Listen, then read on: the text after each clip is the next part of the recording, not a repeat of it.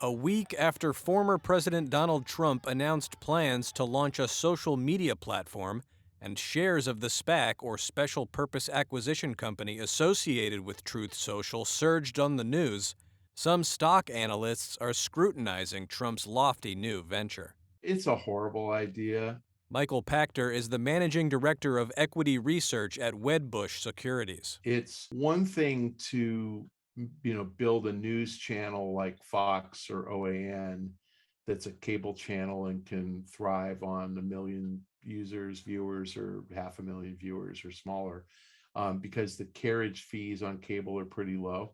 But a social media network is going to depend upon advertising dollars. And making a social media uh, channel that is dedicated to a small subset of users is going to limit its potential.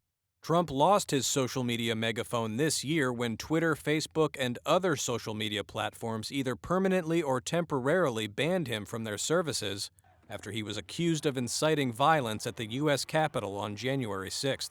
Now, Trump is seeking another direct line to his supporters as he mulls a presidential run in 2024. It will be simple. It will be easy. Like Pachter, analyst Max Wolf, the CEO of Systematic Ventures, also sees challenges, telling Reuters that entering into competition with other social media platforms is not easy. Look, building a new social media is very, very difficult medium because the real value here is the people on board. And so to catch up to a Facebook, you have the small task of onboarding a few billion people, which might sound easy, but it could be tricky.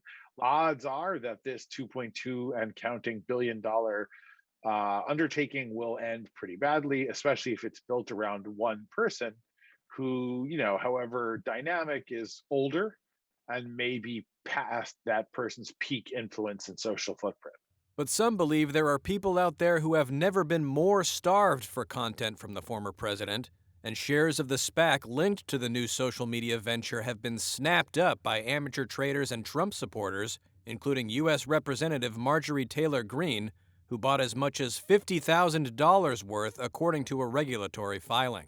Trump can also point to his at one time enormous social media following and NBC's hit show The Apprentice as past successes that could bode well for a new media company, but Pachter says it's Trump's past failures and bankruptcies that loom larger. No business I can think of that he's ever been in, no non-real estate business has ever made money.